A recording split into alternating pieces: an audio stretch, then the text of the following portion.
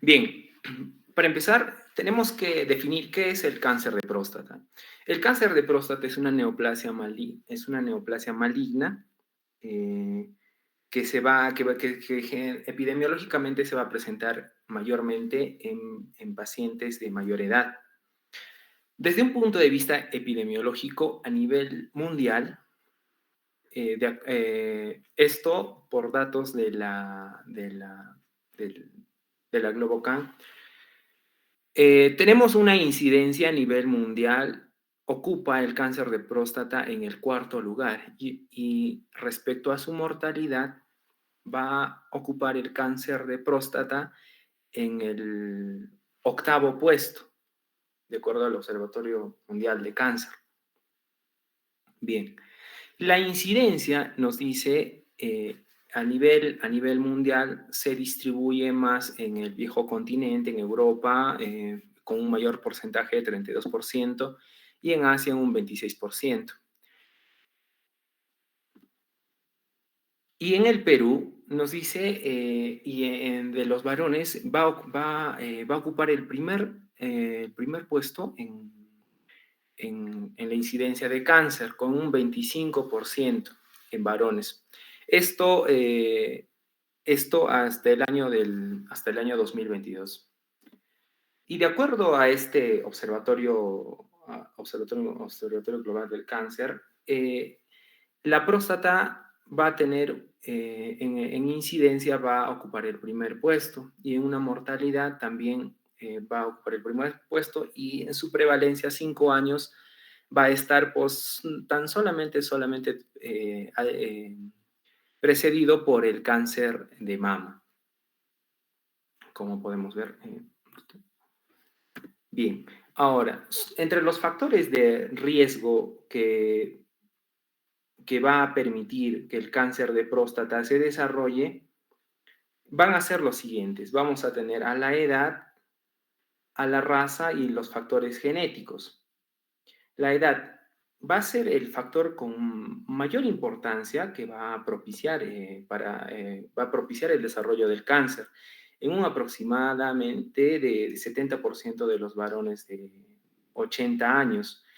Incluso, y otra literatura, otra revisión nos indica que la aparición temprana va a ser antes de los 45 años, va a ser bastante insólito y las posibilidades de padecer esta enfermedad van a aumentar a partir de esa edad, ¿no?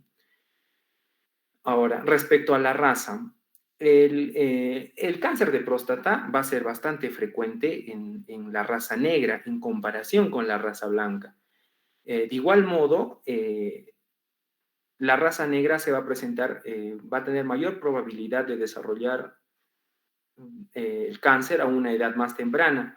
Esto puede deberse a diversos factores genéticos, socioeconómicos, ¿no?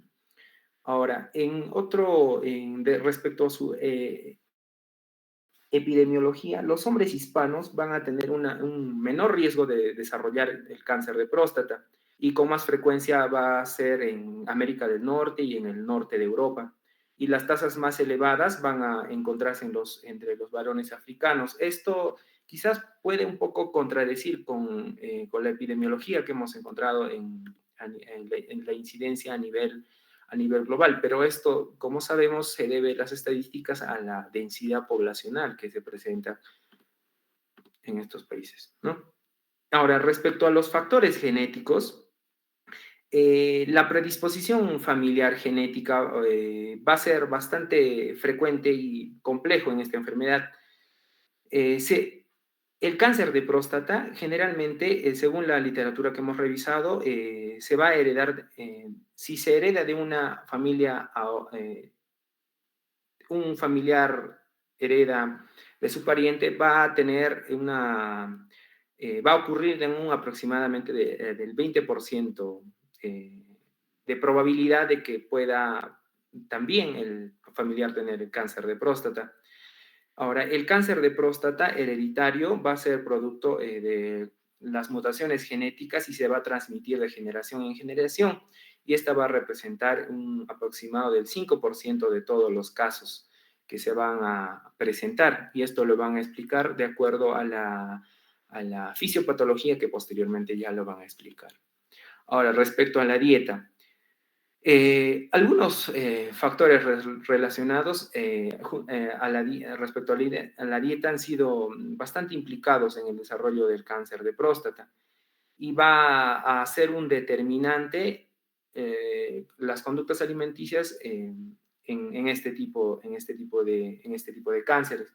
Un estudio ha demostrado que si es que se aumenta el índice, si es que se aumente el IMSO en 5, en una unidad de 5, los obesos van a aumentar en un 5% el riesgo de desarrollar el cáncer de próstata y en un 12% van a desarrollar mucho más, en un 12% en una enfermedad avanzada. Y otros factores como los factores hormonales como la testosterona y la IGF-1 que nos dice que los valores elevados va a producir que el cáncer de próstata se eleve incluso en el doble si es que el paciente lo presenta niveles de testosterona o el IGF en niveles elevados. Y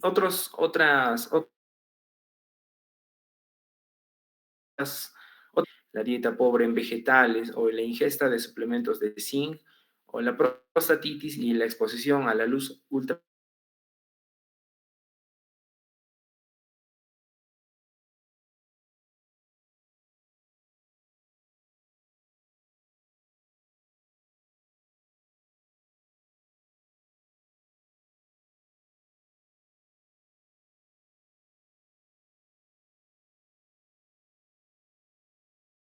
La biología no es. molecular de cáncer de próstata. Siguiente, compañero.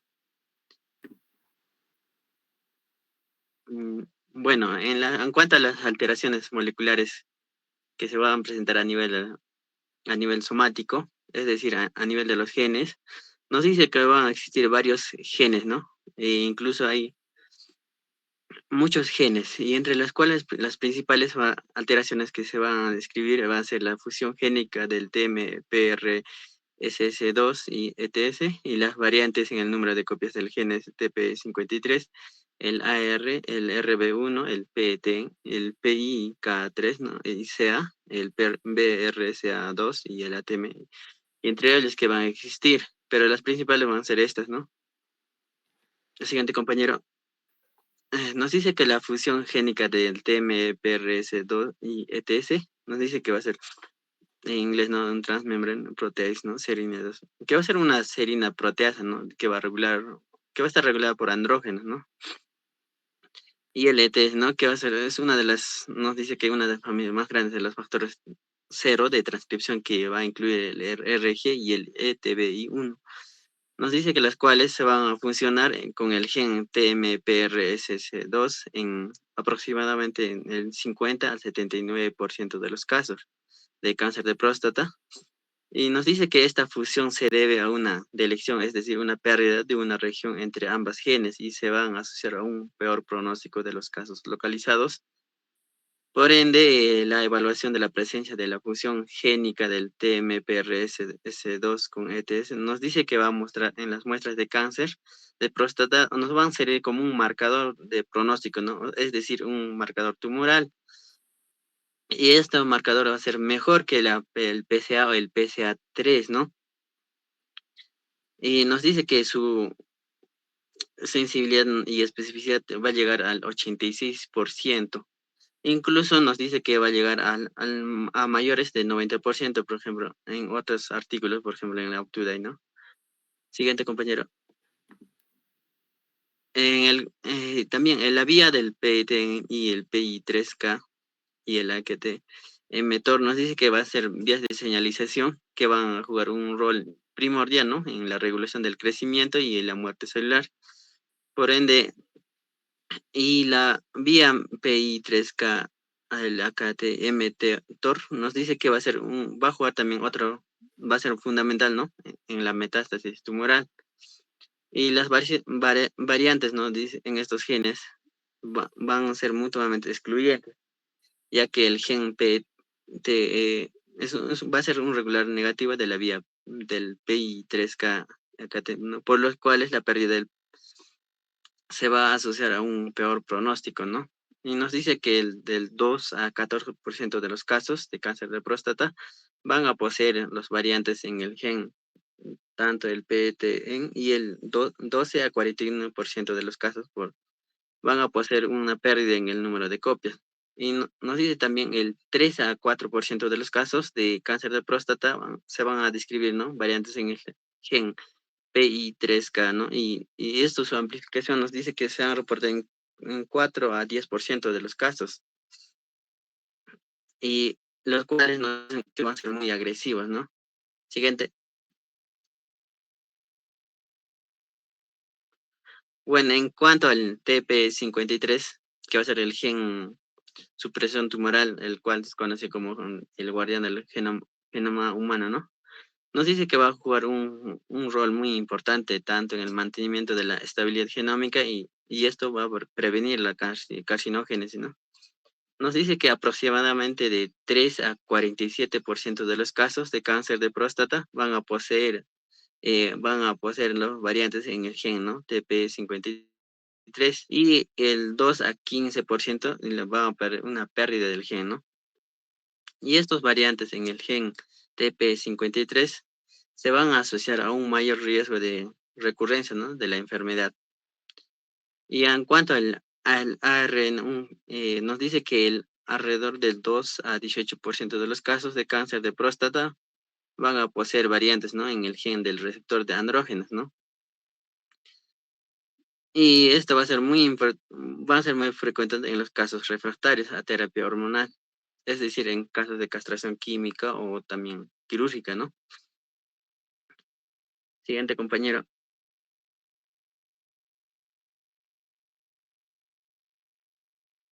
En cuanto a la proteína RB, va a ser el producto del gen RB1, nos dice que va a ser un supresor tumoral, el cual va a estar mutado en aproximadamente de 1 al 4% de casos de cáncer de próstata. Y nos dice que mientras que el 5 a 23 se ha demostrado una pérdida del gen, ¿no? RB1. Y nos dice que una alteración en el gen RB1 va a conllevar a una falla, ¿no? En la función de la proteína. Y esto va a estimular la salida del receptor de andrógenos y va a conferir resistencia a la castración, ¿no? Es decir, va a ser el cáncer va a ser más resistente, ¿no? Después por ejemplo, en casos de castración química o quirúrgica, ¿no? Y nos dice el gen RB1 va a estar frecuentemente deleccionado, es decir, va a haber una pérdida en una región del ADN, ¿no? O también se va a presentar una metilación, o es decir, una adición de metilos, ¿no? Y esto los confiere, ¿no? Una resistencia a la castración. En cuanto al el gen APC, va a ser un supresor tumoral que va a codificar una proteína que actúa de forma antagónica a la vía de señalización de UNT, ¿no? Y se va a presentar una hipermetilación de promotor del gen APC. Y esto va a ser un predictor de mal pronóstico, ¿no? En caso de cáncer de próstata. Y nos dice que va a presentar en 3 al 10% de los casos de cáncer de próstata. Siguiente, compañero.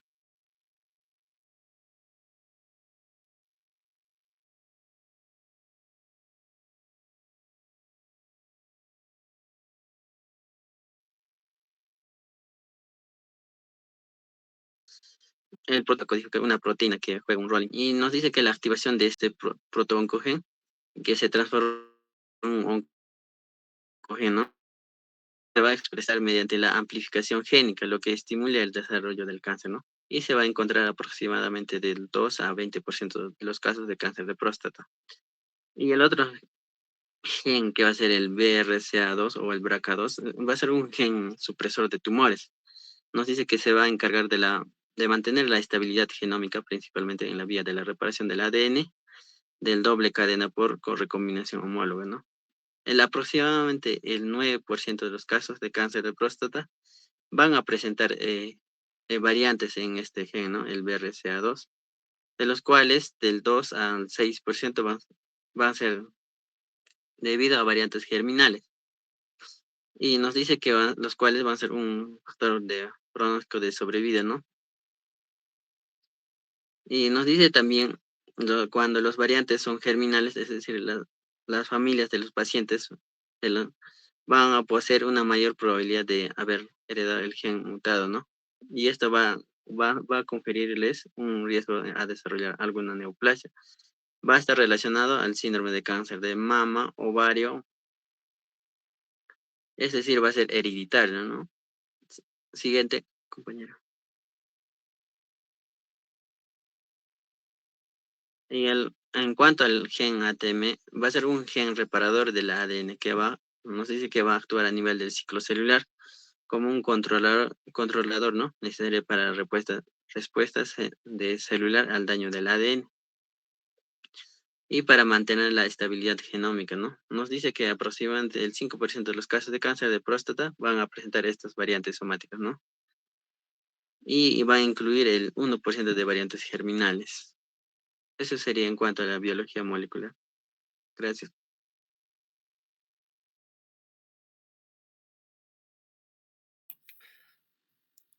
Buenas noches, doctora. Buenas noches, compañeros. Continuando con la disertación del tema que se está exponiendo, cáncer de próstata. En esta oportunidad vamos a hablar lo que es en cuanto a sus manifestaciones clínicas. Eh, eh, en, cuando se da lo que es el cáncer de próstata, ¿no? Entonces nos indica cuando el cáncer se va a diseminar, ¿no? Fuera de lo que es la glándula prostática, un hombre va a experimentar los siguientes signos y síntomas, ¿no? Como es el dolor en la espalda, también dolor a nivel de las caderas, los muslos,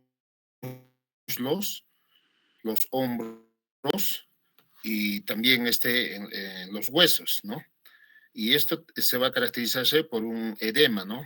Y también por una fatiga y también por cambio en los hábitos intestinales, ¿no? Siguiente, por favor.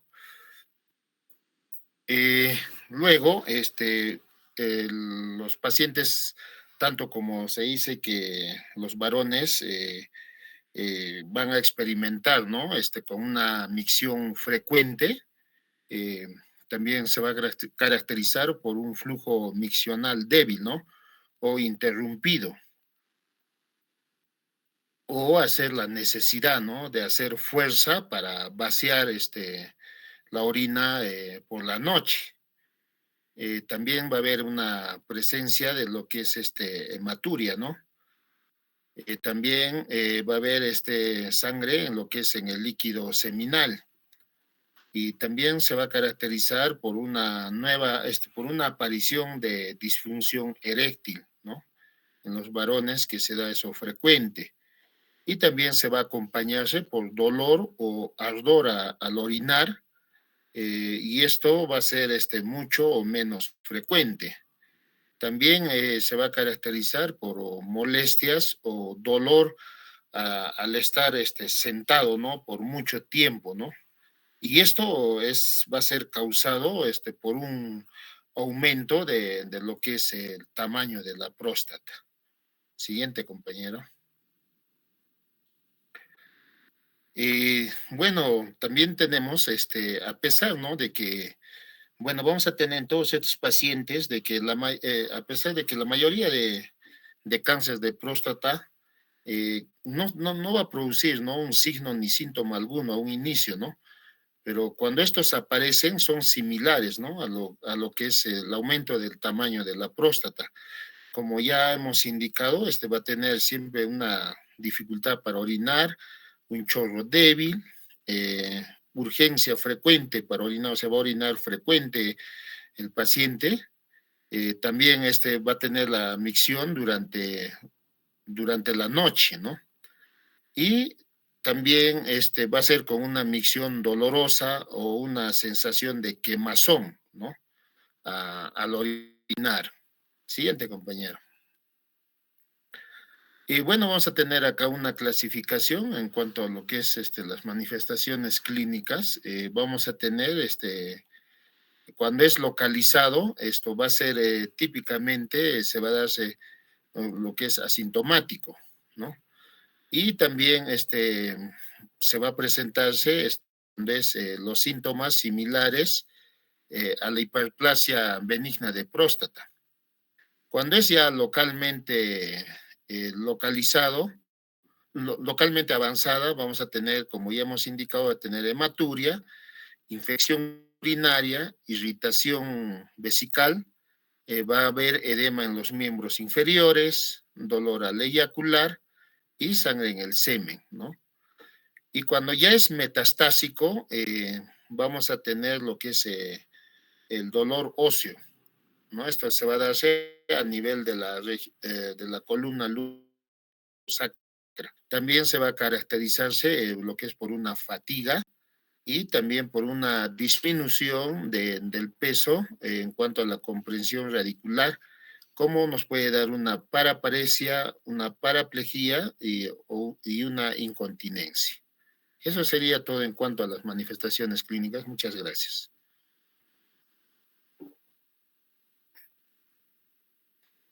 Muy bien, compañeros, doctora, buenas noches. Ya habiendo visto las características clínicas, pasemos al diagnóstico. Cuando nosotros hablemos de diagnóstico en el cáncer de próstata, vamos a sospechar primero en base a la exploración rectal digital y el nivel de concentración sérica del antígeno prostático específico podría ser. Entonces, el diagnóstico definitivo se va a basar en la presencia de adenocarcinoma en muestras de biopsia o piezas quirúrgicas de la próstata. Por eso es que en primera línea tenemos al antígeno prostático específico, seguidamente del tacto rectal, buscando nódulos firmes o duros. Y el definitivo o gold estándar también llamado, que es la biopsia transrectal o transperineal, ¿no? Ahora, si nosotros queremos estadificar al cáncer, vamos a tener que utilizar una tomografía axial y una gammagrafía para valorar el grado de metástasis, esto ya en fases terminales, y también podríamos utilizar la escala de Gleason para valorar el grado de diferenciación. Ahora, eh, tenemos que tener algunos puntos clave para lo que es una toma de biopsia, que tenemos que considerar que deben de ser 12 tomas que incorporen zonas laterales. Y a su vez, tenemos que tener en cuenta que el lugar de elección en primera vez debe ser de la biopsia transrectal guiada por ultrasonografía con técnica extendida y no se requiere suspensión de aspirina o 7 a 10 días en pacientes que lo estén consumiendo y siempre se recomienda una terapia antibiótico-terapia profiláctica, ¿no? Las guías no nos mencionan mucho de qué medicamentos son, pero algunas dicen que se pueden utilizar fluoroquinolonas o también cefalosporinas de primera, segunda o tercera generación. Siguiente, por favor. Bien. Ahora, la escala de Gleason. ¿Qué es lo que nos mide la escala de Gleason? La escala de Gleason nos va a medir el grado de diferenciación histológico, que va a ir de acuerdo a un puntaje desde 1 hasta 5, y en el cual nos va más o menos a interpretar que va a ir de grado 1 a 5 y nos va a interpretar el riesgo con el cual nuestro paciente que ya tiene un cáncer va a adquirir. Y lo importante es aquí en la esquina inferior derecha de sus pantallas, que para hacer un buen diagnóstico vamos a considerar el riesgo, ya que la escala de Gleason también evalúa el riesgo, teniendo un bajo riesgo cuando el cáncer está en un estadio T1 a T2A, una escala de Gleason menor a 6 y un antígeno prostático debe ser menor o igual a 10. Si tenemos un grado intermedio que va de un estadio T2B, ahorita desarrollamos los estadiajes, y un antígeno prostático de 10 a 20 y cuando es de alto riesgo, que es de un estadio T2C y un antígeno prostático mayor a 20, ¿no? Que ya tiene un riesgo grave, o incluso ya cuando el estadio es en T4, ¿no? Cuando ya ha hecho metástasis a otros órganos, siendo el más común el tejido óseo, ¿no? Es cuando ya se ha diseminado de manera normal. Siguiente diapositiva, por favor. Bien, en cuanto al estadiaje, El estadiaje del cáncer de próstata se basa en el sistema de estadificación de adenocarcinoma prostático, en el que vamos a considerar primero el T0, que es vamos a empezar desde la parte de arriba, superior izquierda. El tumor, no van a existir signos de tumor primario. El T1, cuando el tumor no tiene no hay evidencia en el examen técnicas de imagen. Ahí tenemos el T1A, que es un tumor detectado como hallazgo fortuito en una extensión. Este va a ser en menos del 5% del tejido resecado. El T1B va a ser un tumor detectado como hallazgo fortuito en una extensión mayor al 15% del tejido resecado. Tenemos al T1C, que va a ser un tumor detectado mediante biopsia. Y esto también vamos a considerar que tenga elevado el antígeno prostático específico. El siguiente sería el T2, que ya tenemos un tumor que está confinado a la glándula prostática como tal. Y dentro de este tenemos al T2A, T2B y T2C. El T2A, que es un tumor que afecta a la mitad de un lóbulo o menos, o que es menos del 50%. El T2B, que es un tumor que afecta más de la mitad de un lóbulo o más del 50%. Y un T2C que abarca ambos lóbulos. El estadio 3, que va a ser un tumor que se extiende a través de la cápsula prostática. Dentro de este tenemos al 3A, que se va a extender a la cápsula unilateral o también puede ser bilateral. El 3B, que va a ser una invasión a las vesículas seminales. Recuerden que aquí ya hablamos de un riesgo alto. Y el T4, cuando ya hay una invasión a órganos adyacentes, ¿no? Y eso además de las vesículas seminales. Tenemos al cuello vesical, esfínter vesical externo, también los músculos elevadores del ano o pared pélvica, en fin. Ahora, en cuanto aquí no hemos considerado la parte de los ganglios linfáticos y las metástasis a distancia. La metástasis a distancia, lo importante que debemos recordar es que afecta al tejido óseo. El cáncer de hueso es el más afectado, el más grave. Y en cuanto a los ganglios, que solo son N0 y N1, el N0 que no se demuestran metástasis y el N1 que las metástasis a ganglios linfáticos regionales están presentes, que podemos observarlos. Siguiente diapositiva. Muy bien. Ahora, esto es con respecto a la metástasis a distancia y a la presencia de ganglios. Ahora, en la metástasis a distancia, aquí vamos a resaltar que, como les había dicho, las metástasis óseas y los huesos afectados van a ser los de la zona, de la regional, pelvis, sacro, columna, fémur y, en última instancia, costillas y escápula, ¿no? Siguiente diapositiva, por favor. Y bien, ahora vamos a pasar en cuanto al pronóstico de acuerdo al estadiaje desarrollado. Gracias. Muy buenas noches, doctora, compañeros. Bien, para la parte del pronóstico tenemos que saber tres parámetros, ¿no? Tres cosas que es el antígeno prostático, la escala de Gleason y también el estadiaje, ¿no? Que lo acaba de explicar mi compañero. Para el PSA, bueno, entre sus valores normales, que tendría que ser menor de 4 nanogramos por decilitro. Esto nos indica también como un marcador tumoral, ¿no? Y nos va a servir mucho para el pronóstico junto con los dos parámetros más.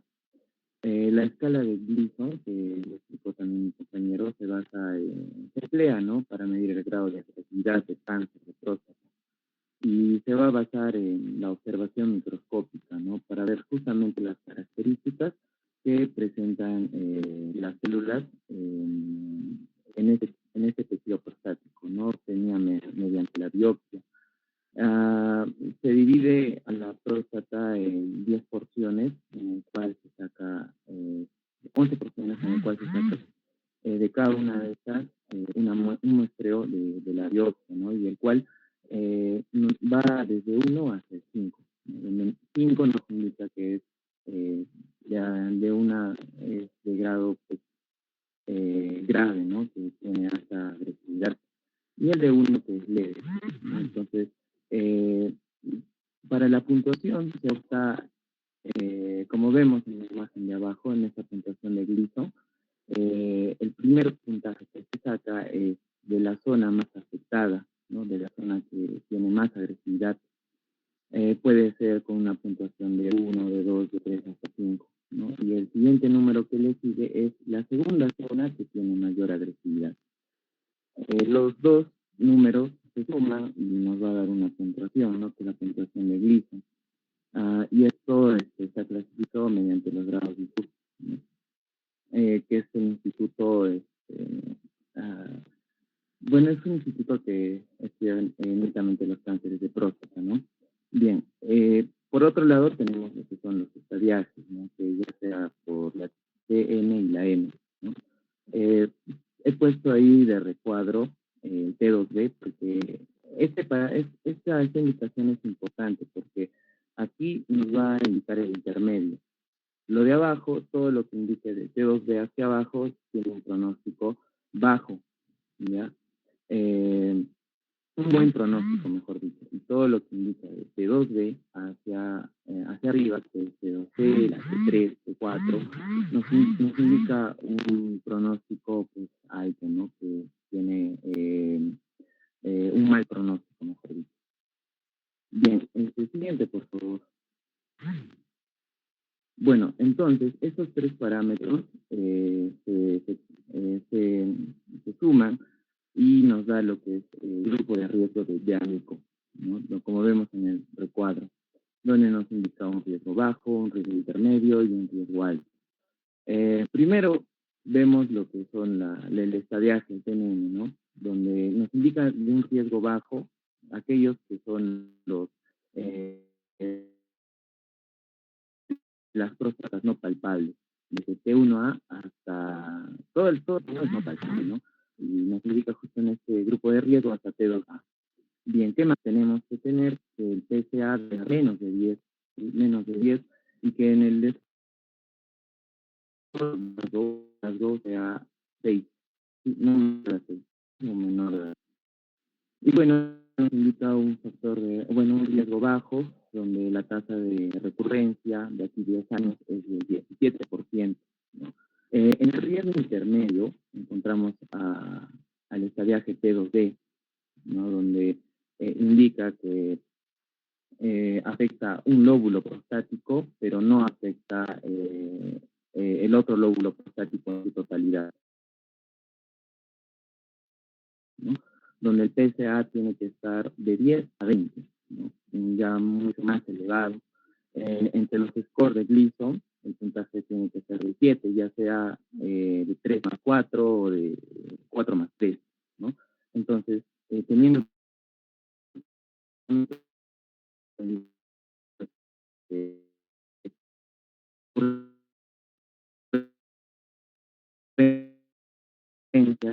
y ya por último, grupo de riesgo alto, donde nos indica las próstatas palpables, de T12 hasta T4, ¿no? Y con un PSA que sea mayor a 20. Entonces también el score de Gleason debe ser ya sea 8, ya sea 9 o 10, según como muestra ahí esos sumatorios, ¿no? 4 más 4, 5 más 3 o 3 más 5. Bien, estos pertenecen, como les mencioné, al grado de riesgo alto, ¿sí? Y tiene una tasa de recurrencia dentro de 10 años de 71%. Bueno, entonces así se clasifica en este caso el pronóstico del cáncer de próstata. Muchas gracias, doctora, compañeros. Eso es todo con esto.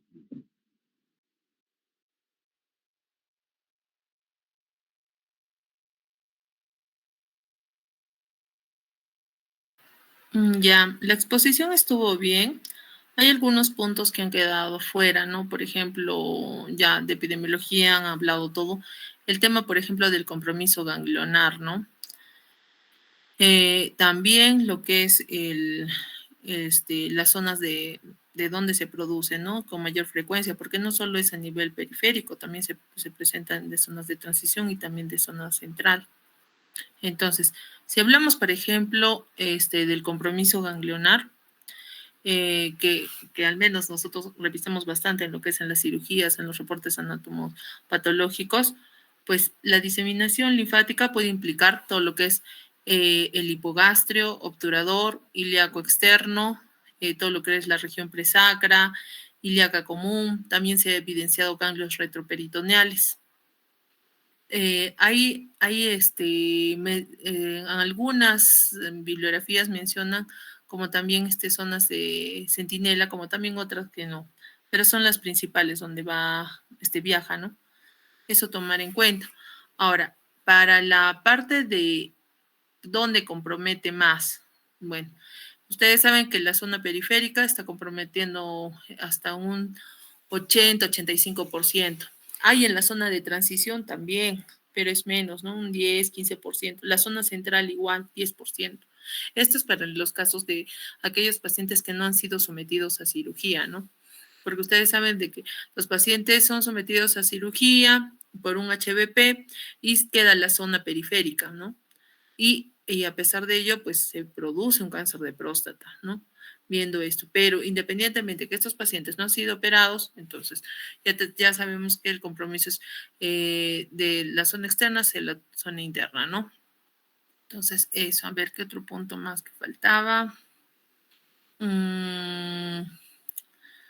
A ver, ¿qué más faltaba? La parte de epidemiología que he mencionado, lo del PSA y lo del score de Gleason para el tema del pronóstico es muy importante. Su compañero en la última exposición lo ha explicado muy bien, incluso qué implica según asumiendo con el tema del estadiaje también, ¿no? Eso también, igual eso hay que revisarlo muy bien. Ahora, ¿qué más? La parte de la histología, la histopatología. Entonces, ¿cuáles son los tipos histológicos más frecuentes, no? Si vemos en un cáncer, un cáncer de próstata, un 95% están los adenocarcinomas, ¿no? Dentro de estos adenocarcinomas, tenemos unos subtipos, ¿no? Como es el de mucinoso. También hay células en anillo de sello. Hay ductales, igual como de MAM, hay adenoescamosos, hay los neuroendocrinos, también tenemos de células pequeñas. Todo esto son subtipos que se encuentran dentro de lo que son los adenocarcinomas, ¿no? Un 95%. De ahí un 5% ya tenemos los carcinomas escamosos, tenemos los de tipo de sarcoma, tenemos esos, ¿no? Ahora, ¿qué más? Ver en la inmunohistoquímica, ¿no? Por ejemplo, cuando hay una tumoración que no definimos muy bien, si es primario, ¿cómo se llama? No definimos muy bien el primario, entra la inmunohistoquímica. Entonces, acá entran los tipos de citoqueratinas, ¿no? Acá, por ejemplo, vemos el K5, K14, P63, para definir qué es el primario, es de próstata, ¿no? Que nos ayuda muchas veces el paciente tiene compromiso ganglionar, hacen fracturas patológicas y ahí ya se tiene el diagnóstico. La mayoría de los pacientes que presentan un cáncer de próstata, como sus compañeros lo han explicado en la parte de sintomatología, pues es dolor lumbar. Muchos pacientes vienen con esa clínica. Primero del dolor lumbar y de ahí se hacen los estudios y ya se ve que tiene un paciente un cáncer de próstata, ¿no? Ya metastásico. De ahí no es tan específico lo que es el dolor pélvico o perianal. Ahora, el caso de las obstrucciones también, ¿no? Si bien se confunde con un HBP, los pacientes con cáncer de próstata también hacen ¿cómo se dice? Ese tipo de obstrucción, retenciones, hacen histuria, disfunción eréctil, disminuye el volumen de la eyaculación, cuando hay infiltración a la vejiga, ¿qué más? Hematuria debe llamar también la atención. No es específico, pero debe llamarnos la atención para hacer todo tipo de estudios, ¿no? Incluso hasta para algo común que acá es pues una tuberculosis renal, ¿no? Y ya viene también llamarnos la atención también las pancitopenias. Si hay compromiso óseo, entonces pensar en que ya hay un compromiso medular, ¿no? Y que un paciente debuta con pancitopenia y es un cáncer de próstata oculta. Entonces, siempre guiarnos del tema de la edad. De la edad es bien importante guiarnos del tema de la edad, un paciente que está con dolor óseo o que presenta alguna alteración ¿cómo se llama? En hemograma, ya sospechar, básicamente. Luego, hay síndromes paraneoplásicos, como por ejemplo como el de células pequeñas, como el que nos produce en pulmón, algo similar. Luego, la parte del diagnóstico, que sí está muy claro, lo que es el PSA, que se ayuda de los estudios imagenológicos, y la biopsia, ¿no? Que es el gold estándar y para definir el tipo de grado de tipo de histológico que es, ¿no? El reporte. Ahora, ¿es bueno hacer una resonancia magnética? Sí, la resonancia magnética pues nos va a dar a conocer si hay una infiltración local, ¿no? Órganos que están próximos, ¿no? No olvidarnos de la gamografía ósea por el tema del compromiso a nivel óseo. La gamografía ósea se tiene que hacer en todos los pacientes con un cáncer de próstata. PET-CT tanto no se maneja. Y luego, ¿qué más? A ver, hay falsos positivos que pueden elevar un PSA también, entonces también valorar eso. Si un paciente es joven, él tiene un PSA elevado, hay una prostatitis, una inflamación de una próstata te eleva el PSA, entonces hay falsos positivos, aunque no lo crean, hasta un 70%, entonces tenemos que diferenciar muy bien eso, el tema de la edad, todo. Luego, a ver, ¿qué más? Ya he hablado de... ahora, normalmente para ver cuando se hace el screening de un cáncer de próstata, eh, según la guía, pues menciona todo lo que es la historia de antecedentes, historia familiar, también historia de cáncer de HBP, también el PSA, ¿cómo se llama? También todo lo que son los exámenes de biopsia, todo eso tiene que ver. Y lo divide por edad, ¿no? Por ejemplo, entre un rango de 45 hasta 70 años más o menos. 45, 49 años, ¿cómo hacemos una detección temprana de un cáncer, ¿no? Entonces tenemos que medir el PSA y también tenemos conjuntamente con una ecografía, ¿no? Se puede empezar. Los dos exámenes juntos pues nos eleva la tasa de sensibilidad y de especificidad para hacer un diagnóstico, ¿no? Y a mayor que eso ya son estudios de imágenes. Ahora, en lo que es la parte del manejo, ¿no? Entonces, si bien nosotros ya tenemos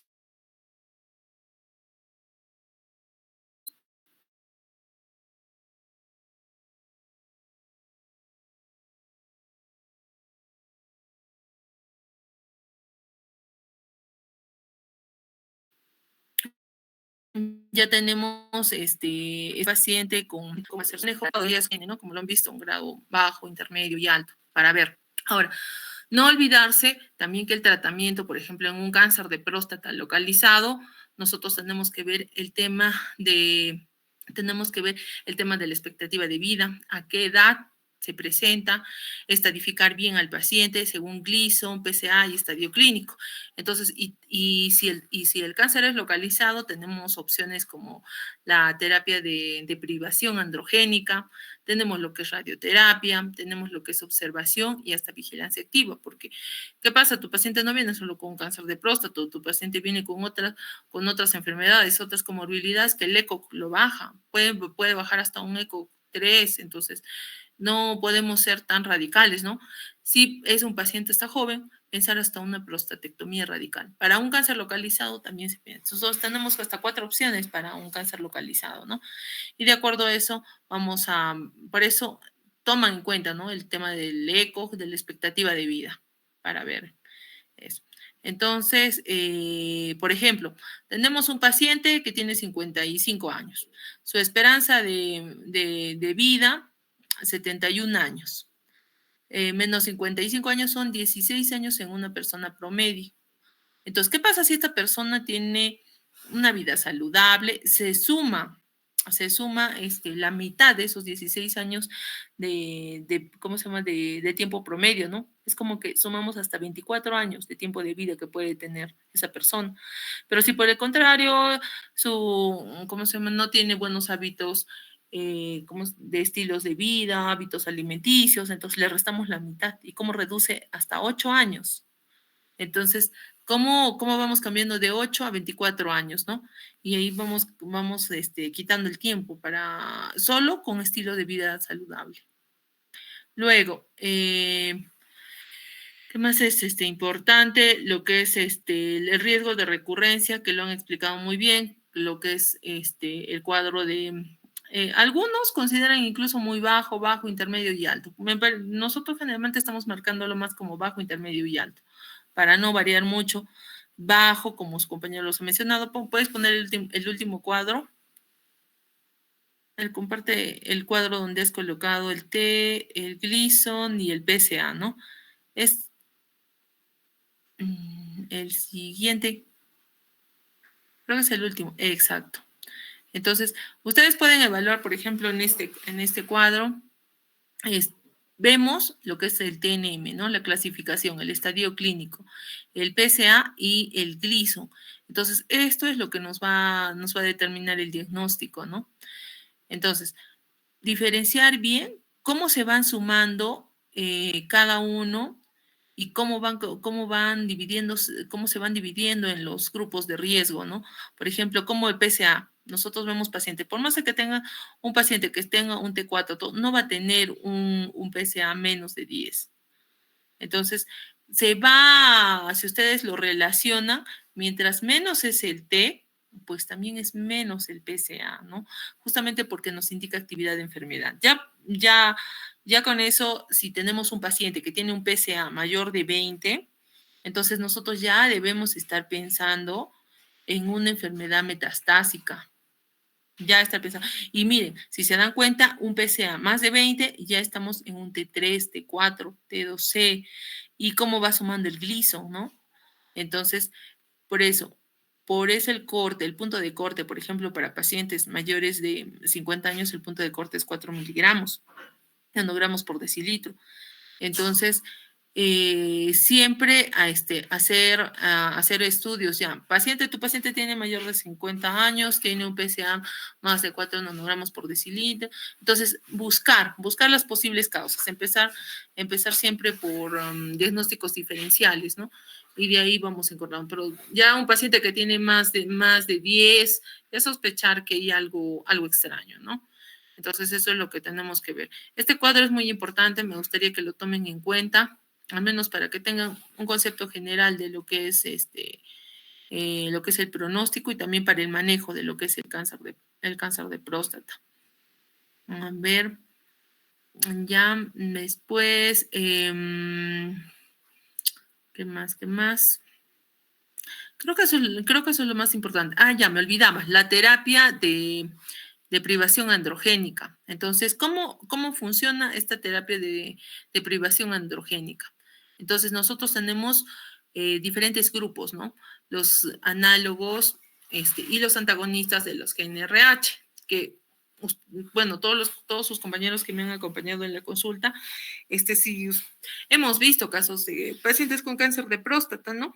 Entonces, les estamos, por el tipo de enfermedad activa que está el paciente, hemos visto, por ejemplo, un paciente estadio clínico 4 por compromiso óseo, que más no recuerdo, tenemos que hacer, si bien estamos dando la quimioterapia para disminuir esa actividad de enfermedad, también tenemos que hacer un bloqueo, simultáneamente un bloqueo. Entonces, en la terapia de privación androgénica hacemos bloqueos tanto quirúrgicos como químicos. Entonces entran los análogos y los antagonistas de los GnRH, que tenemos los antiandrogénicos como el acetato de ciproterona. Eso tanto no lo utilizamos, pero sí me han visto utilizar, por ejemplo, lo que es la bicalutamida. Es lo más comercial que hemos usado. Hay como acetato de megistrol, flutamida, enzalutamida. Hay diferentes tipos de estudios donde compara cada uno de esta terapia de privación androgénica con otro. ¿Cuál es mejor, no? Lo más comercial que siempre hemos usado ha sido la bicalutamida. Ahora, después que estamos viendo a lo que es el hipotálamo en sí, el bloqueo a nivel, también tenemos otros, ¿no? Donde viene la conversión de lo que son, de la conversión de lo que es de colesterol a testosterona. y va haciendo más cambios. Entonces, acá tenemos para inhibir para inhibir la síntesis de los andrógenos, ¿no? Como también tenemos la conversión de lo que es de colesterol, en lo que es la parte de lo que es la glándula suprarrenal, colesterol y también de los andrógenos adrenales, ¿no? Que se forman. Entonces, ahí tenemos, por ejemplo, lo que son los glucocorticoides. Los pacientes con un cáncer de próstata, si se han dado cuenta, les indicamos corticoides, les indicamos dosis de prednisona de 5 miligramos cada 12 horas, le indicamos el bloqueo de terapia androgénica como bicalutamida. ¿Qué otros medicamentos están inhibiendo esta síntesis de andrógenos? Los glucocorticoides, el ketoconazol y el acetato de abiraterona. Que bueno, no tenemos el acetato de abiraterona porque es de alto costo. Ahora, ¿qué otro, cómo se llama? Otra deprivación androgénica que tenemos. Lo que les doy a los pacientes, ¿no? La testosterona. Eso sería Pero yo muy normal va a estar acá, le dejo su comida y todo. ¿Tienen alguna duda? No, doctora. Al parecer se le activó el jingle. Ah, ya. Entonces, recordar eso, ¿no? Eso de la terapia de deprivación androgénica, que también les iba mencionando. Cuando a veces ya utilizamos toda esta deprivación androgénica y el paciente sigue progresando, muchas veces va también conjuntamente que va progresando la enfermedad, va bajando el eco. Entonces, a veces estamos utilizando, ya notamos que vamos a utilizar hasta ketoconazol. Si se dan cuenta, el ketoconazol, pues, también va a inhibir la síntesis de andrógenos. Entonces, por esa vía también utilizamos eso, ¿no? Eso más que todo. Y bueno, en lo que es la parte quirúrgica, la orquiectomía bilateral, así sea localizado o sea una enfermedad metastásica o enfermedad a distancia, siempre se recomienda ese bloqueo. Tenemos que hacer el bloqueo y dar esa terapia de deprivación androgénica. Eso más que todo, creo que eso es lo que ustedes tienen que tomar más que todo en cuenta en lo que es la parte del tratamiento. ¿Tienen alguna duda?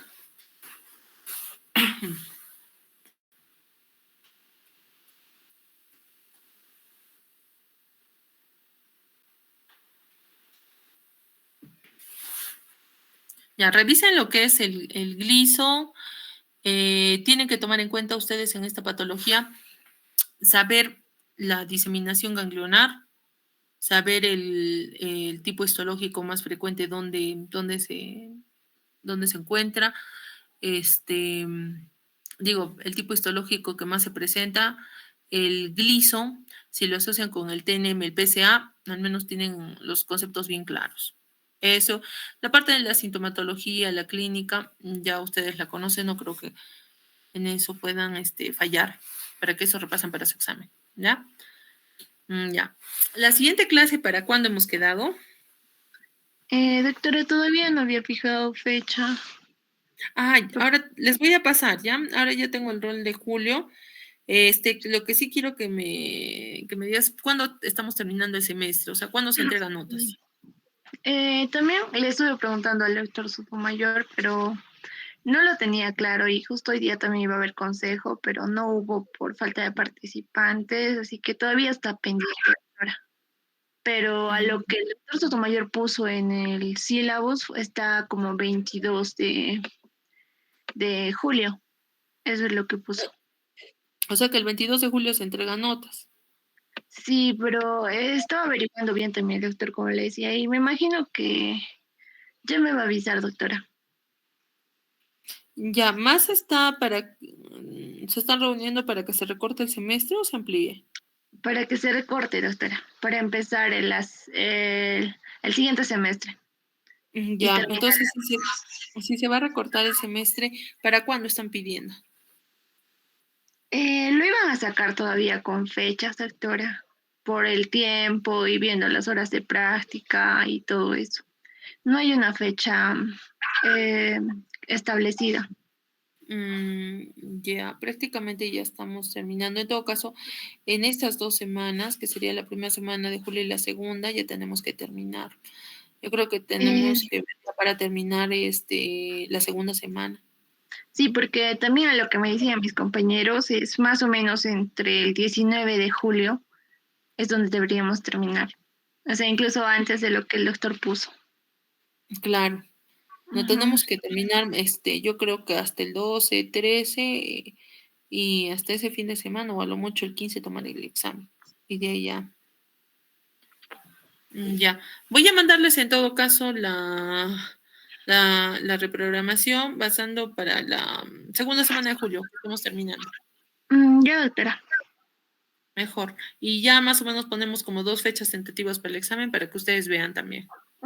Sí, doctora, quedan 4 grupos ahorita, si no me equivoco, entonces sería bueno que avancemos 2 grupos por clase. Ujú. Sí, ya son 2 semanas, entonces 2 grupos por clase, y ya con eso ya estamos terminando. Sí. Ya. Ya, doctora, Entonces me vamos avisa. terminando eso de la fecha. Ya, Ya, doctora. ya. Buenas noches, entonces. Buenas noches, doctora. Gracias, doctora. Buenas noches, doctora. Buenas noches, doctora. Buenas noches. Hasta luego, doctora.